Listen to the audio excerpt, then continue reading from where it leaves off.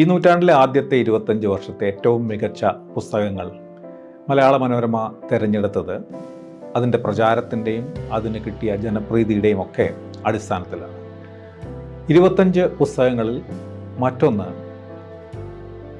M മുകുന്ദൻ്റെ എൻ്റെ എംബസിക്കാലം എന്ന ഒരർത്ഥത്തിൽ ആത്മകഥ തന്നെയായ ഒന്നാണ്. മലയാളത്തിലെ ഏറ്റവും മികച്ച സാഹിത്യകാരന്മാരിൽ എം മുകുന്ദൻ്റെ സ്ഥാനമുണ്ട്. പ്രത്യേകിച്ച് സമഷ്ടിയുടെ ജീവിതകഥകളിൽ നിന്ന്, സമര ഇതിഹാസങ്ങളിൽ നിന്ന് വ്യക്തിയുടെ ആന്തരിക വ്യഥകളിലേക്ക്, അസ്തിത്വ ദുഃഖത്തിലേക്ക് മലയാള സാഹിത്യം പ്രവേശിച്ച, മലയാള സാഹിത്യത്തിൻ്റെ ആധുനിക ഘട്ടത്തിൻ്റെ മുമ്പിൽ കൊടിപിടിച്ച് നടന്ന ആളാണ് ശ്രീ എം മുകുന്ദൻ. അദ്ദേഹത്തിൻ്റെ ഈ പുസ്തകം 60-കൾ മുതൽ ഏതാണ്ട് 40 വർഷത്തോളം അദ്ദേഹം പ്രവർത്തിച്ച ഡൽഹിയിലെ ഫ്രഞ്ച് എംബസിയിൽ അദ്ദേഹം പ്രവർത്തിച്ച കാലത്തിൻ്റെ അനുഭവക്കുറിപ്പുകളാണ്.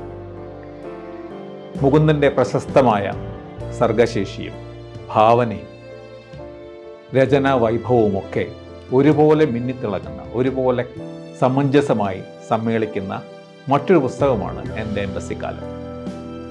അതിൽ സത്യമുണ്ട്, മിഥ്യയുണ്ട്, ഭ്രമകൽപ്പനകളുണ്ട്, യാഥാർത്ഥ്യമുണ്ട്, സൂക്ഷ്മ നിരീക്ഷണങ്ങളുണ്ട്, ചരിത്രമുണ്ട്, അനുഭവങ്ങളുടെ പരിചയങ്ങളുടെയും ഒരുപാട് മനുഷ്യർ ഈ 40 വർഷക്കാലം മുകുന്ദന് മുന്നിലൂടെ കടന്നുപോയ, മുകുന്ദനുമായി വളരെ അടുത്ത ബന്ധം സ്ഥാപിച്ച ഒരുപാട് മനുഷ്യരെക്കുറിച്ചുള്ള കഥകളുണ്ട്.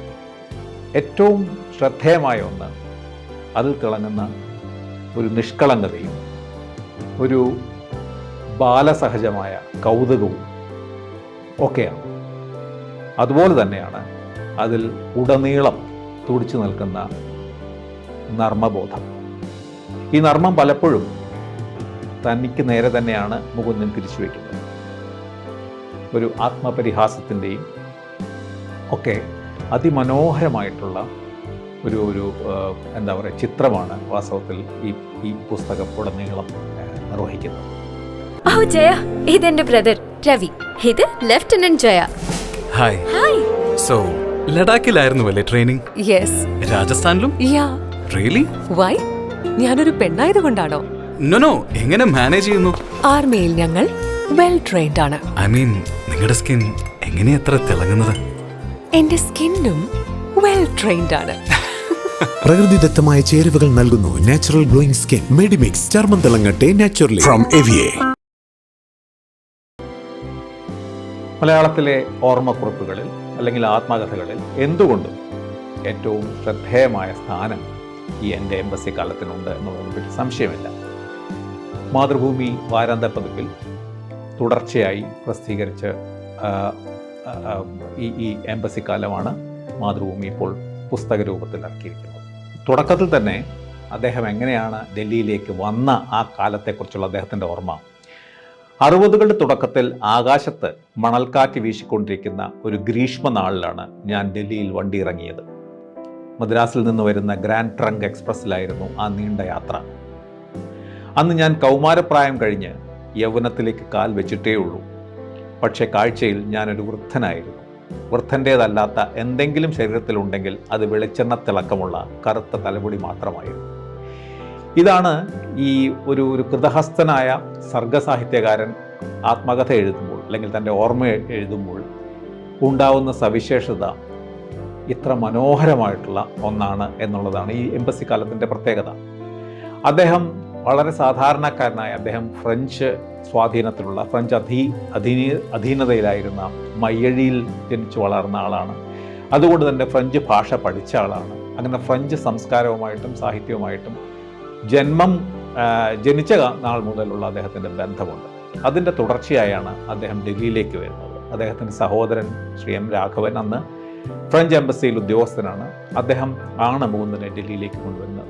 തുടർന്ന് ഡൽഹിയിൽ വന്നതിന് ശേഷമാണ് മുകുന്ദൻ തൻ്റെ എഴുത്ത് ജീവിതം ആരംഭിക്കുന്നത്.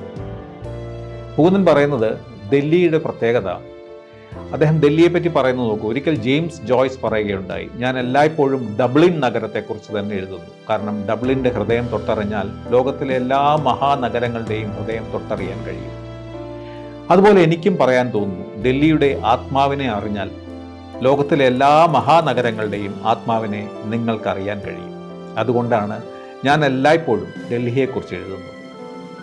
ഇത് വാസ്തവത്തിൽ ഡൽഹി അദ്ദേഹത്തിനെ മുകുന്ദനെ പൂർണ്ണമായിട്ട് മറ്റൊരു മനുഷ്യനാക്കി തീർത്തു എന്ന് മുകുന്ദൻ പറയുന്നു. അതോടൊപ്പം ഡൽഹിയിൽ അദ്ദേഹം സാക്ഷ്യം വഹിച്ച, പ്രത്യേകിച്ച് 60 മുതൽ സാക്ഷ്യം വഹിച്ച ഒരുപാട് ചരിത്ര സംഭവങ്ങൾ, കൂട്ടക്കൊലകൾ, വർഗീയ സംഘർഷങ്ങൾ, അധികാരത്തിന് വേണ്ടിയിട്ടുള്ള വലിയ വലിയ തേരോട്ടങ്ങൾ, വലിയ ഇന്ദിരാഗാന്ധിയുടെ കൊലപാതകം, നെഹ്റുവിൻ്റെ മരണം, അതിനുശേഷമുണ്ടായ സിഖ് കൂട്ടക്കൊല, ഇതെല്ലാം അദ്ദേഹം വളരെ ഹൃദയസ്പൃക്കായി ഒരു നിരീക്ഷകൻ്റെ ശ്രദ്ധയോടെ, നിരീക്ഷകൻ്റെ കൗതുകത്തോടെ അദ്ദേഹം പ്രതിപാദിക്കുന്നുണ്ട്. അടിയന്തരാവസ്ഥയെക്കുറിച്ച് അദ്ദേഹം പറയുന്നത്, അടിയന്തരാവസ്ഥ തീർച്ചയായിട്ടും അദ്ദേഹത്തെ വല്ലാതെ നടുക്കിക്കളഞ്ഞ ഒന്നാണ്. സ്വാതന്ത്ര്യത്തിനും അഭിപ്രായ സ്വാതന്ത്ര്യത്തിനും ഒക്കെ വിലങ്ങ് വീണ ഒന്നാണ്. പക്ഷേ അടിയന്തരാവസ്ഥയെക്കുറിച്ച് വിമർശിക്കണം, അടിയന്തരാവസ്ഥയ്ക്കെതിരെ പ്രതിഷേധിക്കണമെന്ന് എനിക്ക് ആഗ്രഹമുണ്ടായിരുന്നെങ്കിലും അതിന് കഴിഞ്ഞില്ല. കാരണം അദ്ദേഹം തുറന്നു പറയുന്നു, ഭയമാണ്. അതിനെക്കുറിച്ച് അദ്ദേഹം വിവരിക്കുന്നു. അദ്ദേഹം എഴുതുന്നു, ദീർഘകാലം ഡൽഹിയിൽ ജീവിച്ചിരുന്നുവെങ്കിലും അവിടുത്തെ രാഷ്ട്രീയ ഭൂമികയിൽ എനിക്കൊരു ചെറിയ പങ്ക് പോലും വഹിക്കാൻ കഴിഞ്ഞിരുന്നില്ല. ഞാൻ കാഴ്ചക്കാരൻ മാത്രമായിരുന്നു. എന്നാൽ ഞാൻ നിസ്സംഗനായ കാഴ്ചക്കാരൻ മാത്രമായിരുന്നില്ല. ചൈന ഇന്ത്യയെ ആക്രമിച്ചപ്പോൾ ഞാൻ കുണ്ഠിതനും ദുഃഖിതനുമായിരുന്നു. അതിന് അദ്ദേഹം പറയുന്നത്, മയ്യഴിയിൽ മറ്റ് എല്ലാവരെയും പോലെ, അല്ലെങ്കിൽ മറ്റ് ഭൂരിപക്ഷം പേരെയും പോലെ ഒരു കമ്മ്യൂണിസ്റ്റുകാരനായിട്ടാണ് മുകുന്ദൻ ആരംഭിച്ചതും അവസാനം വരെ അദ്ദേഹം പറയുന്നത് തൻ്റെ വാർദ്ധക്യകാലം വരെ അദ്ദേഹം മനസ്സിൽ കമ്മ്യൂണിസ്റ്റുകാരനായിരുന്നു. പക്ഷേ ഇപ്പോൾ ഞാനൊരു കമ്മ്യൂണിസ്റ്റ് സഹയാത്രികൻ മാത്രമാണ് എന്നും കൂടി അദ്ദേഹം പറയുന്നു. അതിൽ അടിയന്തരാവസ്ഥയെക്കുറിച്ച് പറയുന്നത്, അടിയന്തരാവസ്ഥയ്ക്കെതിരെ ശബ്ദിക്കാൻ എനിക്ക് ആഗ്രഹമുണ്ടായിരുന്നു, പക്ഷെ ശബ്ദിച്ചില്ല. ഭയം തന്നെയായിരുന്നു കാരണം. ഞാൻ മാത്രമല്ല നിശബ്ദനായത്. എൻ്റെ അറിവിൽ ഡൽഹിയിലെ ഒരു മലയാളി എഴുത്തുകാരനും അന്ന് ഇന്ദിരാഗാന്ധിക്കെതിരെ ശബ്ദിച്ചിരുന്നില്ല. വിജയൻ ധർമ്മപുരാണം എഴുതിയത് അടിയന്തരാവസ്ഥ പ്രഖ്യാപിക്കുന്നതിന് മുമ്പായിരുന്നുവെങ്കിലും അത് പ്രസിദ്ധീകരിച്ചത് അടിയന്തരാവസ്ഥ പിൻവലിച്ചതിന് ശേഷമായിരുന്നു. അടിയന്തരാവസ്ഥയെ വിജയനും ഭയന്നിരുന്നു. പുറത്തിറങ്ങിയാൽ വീട്ടിൽ തിരിച്ചെത്തുമോ എന്ന ഭയമായിരുന്നു എല്ലാവർക്കും. പേടികളുടെ കാലമായിരുന്നു അത്, ദുസ്വപ്നങ്ങളുടെ കാലം. ഡൽഹി ഒരു പ്രേതഭൂവായി മാറിയ കാലം. ഇങ്ങനെ തുറന്നു തന്നെ അദ്ദേഹം എഴുതുന്നു എന്നുള്ളതാണ് ഏറ്റവും പ്രധാനം. അദ്ദേഹം പരിചയപ്പെട്ട വ്യക്തികൾ, ഡൽഹി ആ കാലത്ത് 60 മുതൽ മലയാളത്തിൽ പിന്നീട് വളരെ പ്രതിഭാധനരായി ചരിത്രം എഴുതിയ ഒരുപാട് സാഹിത്യകാരൻ്റെ വിഹാര കേന്ദ്രമായിരുന്നു. അതെല്ലാം വിശദമായി അവരുമായിട്ടുള്ള ബന്ധം, സൗഹൃദം, അതിലെ ഇണക്കം, പിണക്കം, പരിഹാസം എല്ലാം ഉണ്ട്. VKN, MP Narayana Pillai, Kakkanadan, Rajan Kakkanadan, C Radhakrishnan, ഇങ്ങനെ ആ കാലത്തെ ഡൽഹിയിൽ ഉണ്ടായിരുന്ന സാഹിത്യകാരുമായിട്ടുള്ള അദ്ദേഹത്തിൻ്റെ ബന്ധം, ഡൽഹിയിൽ കഴിയുന്ന സമയത്ത് അദ്ദേഹം എത്ര ഗൃഹാതുരമായി തൻ്റെ നാടിനെക്കുറിച്ചും കേരളത്തെക്കുറിച്ചും മലയാളത്തെക്കുറിച്ചും മയ്യഴിയെക്കുറിച്ചും ഒക്കെ ഓർത്തത്, അദ്ദേഹത്തിൻ്റെ ഭാര്യ പ്രിയ പത്നി ശ്രീജയുമായിട്ടുള്ള അദ്ദേഹത്തിൻ്റെ ദീർഘകാലമായിട്ടുള്ള അദ്ദേഹത്തിൻ്റെ ആത്മബന്ധം, ഇതെല്ലാം ഇതിനകത്ത് വിവരിക്കപ്പെടുന്നുണ്ട്. അതോടൊപ്പം എംബസിയിൽ വന്നതിന് ശേഷം ഒരു സാധാരണ ജീവനക്കാരനായി, ഒരു ടൈപ്പിസ്റ്റായി ആണ് അദ്ദേഹം ജോലിയിൽ പ്രവേശിക്കുന്നത്. പക്ഷേ അവിടെ ഇരുന്നു കൊണ്ടാണ് അദ്ദേഹം മലയാളത്തിലെ ഒരു ഏറ്റവും അറിയപ്പെട്ട സാഹിത്യകാരനായി മാറുന്നത്. അദ്ദേഹത്തിൻ്റെ സാഹിത്യ സൃഷ്ടികൾ മാതൃഭൂമിയിൽ പ്രസിദ്ധീകരിച്ചു തുടങ്ങുന്നതിനെക്കുറിച്ചുണ്ട്. ക്രമേണ അദ്ദേഹം പ്രധാനപ്പെട്ട എംബസിയിലെ ഫ്രഞ്ചുകാരായ ഉദ്യോഗസ്ഥർ അദ്ദേഹത്തിൻ്റെ സാഹിത്യരംഗത്തുള്ള അദ്ദേഹത്തിൻ്റെ സംഭാവനകൾ മനസ്സിലാക്കുകയും അദ്ദേഹത്തിൻ്റെ പ്രാധാന്യം അംഗീകരിക്കുകയും അദ്ദേഹത്തെ വലിയൊരു ബഹുമാനത്തോടെയും ആദരവോടെയും എങ്ങനെ കണ്ടു എന്നുള്ളതിനെക്കുറിച്ച് അദ്ദേഹം പറയുന്നുണ്ട്.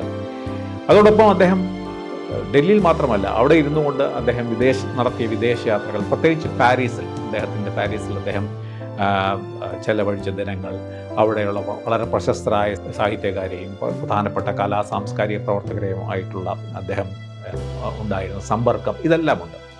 അതോടൊപ്പം കേരളത്തിൽ നിന്ന് വന്ന സാഹിത്യകാരെക്കുറിച്ച്, കേരളത്തിൽ നിന്ന് ഡൽഹി സന്ദർശിക്കാനെത്തിയ സാഹിത്യകാരെക്കുറിച്ചും വളരെ വിശദമായ പ്രതിപാദനങ്ങൾ, വളരെ രസകരമായ പ്രതിപാദനങ്ങളുണ്ട്. അതിൽ പലപ്പോഴും നമുക്ക് ഏറ്റവും അധികം മുകുന്ദൻ്റെ രചനയും അല്ലെങ്കിൽ മുകുന്ദനെ തന്നെ ആദരിക്കാൻ കാരണമാകുന്ന അദ്ദേഹം അവരെയൊക്കെ വളരെയധികം സ്നേഹത്തോടെയും ആദരവോടെയുമാണ് ഇതിനകത്ത് വിവരിച്ചിരിക്കുന്നത് എന്നുള്ളതാണ്. അതിൽ തകഴിയുണ്ട്, SK പൊറ്റക്കാടുണ്ട്, കേരളത്തിലേക്ക് വരും M കൃഷ്ണൻ നായരുണ്ട്. അതേസമയം ചിലരെയൊക്കെ വിമർശനാത്മകമായി തന്നെ സ്വീകരിച്ചു. പുനത്തിൽ കുഞ്ഞബ്ദുള്ളയായിട്ടുള്ള അദ്ദേഹത്തിൻ്റെ ബന്ധം വളരെ അടുത്ത ചങ്ങാതികളെ പോലെയുള്ള ബന്ധമാണ് പുനത്തിലുമായിട്ടുള്ളത്. അപ്പോൾ പുനത്തിൽ എങ്ങനെ അവിടെ എത്തുമ്പോഴുള്ള അദ്ദേഹത്തിൻ്റെ ഈ സൗഹൃദങ്ങൾ ഇതെല്ലാം ഉണ്ട്. ഒപ്പം ഈ M കുന്നിൻ്റെ പ്രത്യേകത പലപ്പോഴും വളരെ എന്താ പറയുക ഒരു ബാലസഹജമായ ഒരു കൗതുകവും നിഷ്കളങ്കതയും അദ്ദേഹത്തിനെ കാണുമ്പോഴുണ്ട്, അദ്ദേഹത്തിൻ്റെ രചനകളിലുമുണ്ട്. പ്രത്യേകിച്ച് ഈ രചനയിൽ ഈ വലിയ വലിയ ചരിത്ര സംഭവങ്ങൾ, ഡൽഹിയുടെ ചരിത്രത്തെ മാറ്റിമറിച്ച വലിയ വലിയ സംഭവങ്ങൾ പറയുന്നതിനോടൊപ്പം തന്നെ വളരെ നിസ്സാരമെന്ന് തോന്നിക്കുന്ന ഡൽഹിയിലെ ദൈനംദിന ജീവിതത്തിൻ്റെ രസങ്ങൾ, അവിടുത്തെ കണ്ണീര്, അവിടുത്തെ ദാരിദ്ര്യം, അല്ലെങ്കിൽ അഴിമതി, ഇതെല്ലാം അദ്ദേഹം പ്രതിപാദിച്ചു പോകുന്നുണ്ട്. ഓ ജയ, ഇതെന്റെ ബ്രദർ രവി. ഇത് lieutenant Jaya. Hi. Hi. So ലഡാക്കിലായിരുന്നു അല്ലേ ട്രെയിനിങ്? യെസ്. രാജസ്ഥാനിലും? യാ. റിയലി? വൈ? ഞാനൊരു പെണ്ണായതുകൊണ്ടാണോ? നോ, എങ്ങനെ മാനേജ് ചെയ്യുന്നു? ആർമിയിൽ ഞങ്ങൾ വെൽ ട്രെയിൻഡ് ആണ്. ഐ മീൻ, നിങ്ങളുടെ സ്കിൻ എങ്ങനെയാ എത്ര തിളങ്ങുന്നത്? എന്റെ സ്കിന്നും വെൽ ട്രെയിൻഡ് ആണ്. പ്രകൃതിദത്തമായ ചേരുവകൾ നൽകുന്നു നാച്ചുറൽ ഗ്ലോയിങ് സ്കിൻ. മെഡിമിക്സ്, ചർമ്മം തിളങ്ങട്ടെ നാച്ചുറലി ഫ്രം എവിയെ. ഇങ്ങനെ ഒരു സാഹിത്യകാരൻ, ഒരു സർഗധനനായ ഒരു സാഹിത്യകാരൻ എങ്ങനെയാണ് ഓർമ്മ കുറിപ്പുകൾ എഴുതേണ്ടത് എന്നുള്ളതിൻ്റെ ഒരു പ്രത്യേകത. പലപ്പോഴും ഒരു ഏകദാനമായിട്ടുള്ള ഒരു ലീനിയർ നറേറ്റീവ് അല്ല. അദ്ദേഹം പലപ്പോഴും ശാഖാചംക്രമണം നടത്തുന്നുണ്ട്. ഒരേ സമയത്ത് അദ്ദേഹം സ്വപ്നങ്ങളിലേക്ക് പോകുന്നു. പലതും അദ്ദേഹത്തിൻ്റെ വളരെ ഭ്രമകൽപ്പനകളാണ്. അദ്ദേഹത്തിന് വളരെ ഈ പറഞ്ഞ പോലെ 60കളിലെയും 70കളിലെയും യുവാക്കളുടെ സിരകളെ ത്രസിപ്പിച്ച ആധുനിക സാഹിത്യകാരനായതുകൊണ്ട് തന്നെ വളരെ അത്ഭുതകരമായ, പലപ്പോഴും ഒരു മാജിക്കൽ റിയലിസത്തിൻ്റെ മേഖലയിൽ എത്തുന്ന തരത്തിലുള്ള പ്രതിപാദനങ്ങളാണ്. അതിൽ രാഷ്ട്രീയമുണ്ട്. അദ്ദേഹം എല്ലായ്പ്പോഴും പറഞ്ഞ പോലെ അദ്ദേഹം ഒരു ഇടതുപക്ഷക്കാരനാണെന്ന്, കമ്മ്യൂണിസ്റ്റുകാരനാണെന്ന് അദ്ദേഹം തുറന്നു പറഞ്ഞുകൊണ്ട് അവിടെ EMS കാണാൻ പോയത്, AKG കണ്ടുമുട്ടിയത്, ഇതെല്ലാം അദ്ദേഹം പറഞ്ഞു പോകുന്നു. ഒപ്പം ഏറ്റവും ശ്രദ്ധേയമായ മറ്റൊന്ന്, അദ്ദേഹം ഇതിനെല്ലാം ഓരോ വ്യക്തിയുടെ, അദ്ദേഹം പ്രതിപാദിക്കുന്ന, അദ്ദേഹം എഴുതുന്ന ഓരോ വ്യക്തിയുടെയും എല്ലാ സവിശേഷമായിട്ടുള്ള പ്രത്യേകതകളും അദ്ദേഹത്തിൽ എങ്ങനെ പതിഞ്ഞു, അദ്ദേഹം എങ്ങനെ അതിനെ വ്യാഖ്യാനിക്കുന്നു എന്നുള്ളതാണ്. ഇതിലൊന്നും ഒരു എന്താ പറയുക, ഒരു കുശുമ്പിൻ്റെ സ്വഭാവമോ ഒരു ഏഷണിയുടെ സ്വഭാവമോ ഒന്നുമില്ല. അതുപോലെ പത്രപ്രവർത്തകർ, ഡൽഹിയിലെ പ്രധാനപ്പെട്ട മലയാളി പത്രപ്രവർത്തകരുമായിട്ടുള്ള അദ്ദേഹത്തിൻ്റെ സൗഹൃദം, പ്രത്യേകിച്ച് VK മാധവൻകുട്ടി അദ്ദേഹത്തിൻ്റെ ജീവിതത്തിൽ ആദ്യം മുതൽ ദീർഘകാലം വളരെയധികം സ്വാധീനം ചെലുത്തിയതാണ്. ഇങ്ങനെ ഒരു സാധാരണ ഉദ്യോഗസ്ഥനായി, ഒരു സാധാരണ ജീവനക്കാരനായി ഫ്രഞ്ച് എംബസിയിൽ ജോലിക്കെത്തുന്ന മുകുന്ദൻ ഏതാണ്ട് 38 വർഷത്തോളം കഴിഞ്ഞ് വിരമിക്കുമ്പോഴേക്കും അവിടെയുള്ള ഫ്രാൻസിൽ നിന്നുള്ള സാഹിത്യകാർക്കും സാംസ്കാരിക പ്രവർത്തകർക്കും ലഭിക്കാവുന്ന ഏറ്റവും ഉന്നതമായിട്ടുള്ള ബഹുമതികൾ വരെ, ഷെവലിയർ എന്നുള്ള സ്ഥാനം വരെ അദ്ദേഹത്തിന് ലഭിച്ചിരുന്നു. അങ്ങനെ തികച്ചും സാർത്ഥകമായ, എല്ലാ അർത്ഥത്തിലും വ്യക്തിപരമായും തൊഴിൽപരമായും സാഹിത്യകാരൻ എന്ന നിലയ്ക്കും ഏറ്റവും സാർത്ഥകമായ ഒരു ജീവിതം, ഒരു ദീർഘ കാലഘട്ടം ആണ് അദ്ദേഹം ഈ എംബസിയിൽ ചെലവഴിച്ചത്. അത് മുഴുവൻ ഏറ്റവും മനോഹരമായി, ഏറ്റവും ഹൃദയസ്പൃക്കായി വിവരിക്കുന്നു എന്നുള്ളത് ഈ എംബസി കാലത്തെ മലയാളത്തിലെ ഏറ്റവും മികച്ച ഓർമ്മക്കുറിപ്പുകളിലൊന്നാക്കി മാറ്റുന്നു എന്നതിന് ഒരു സംശയവും.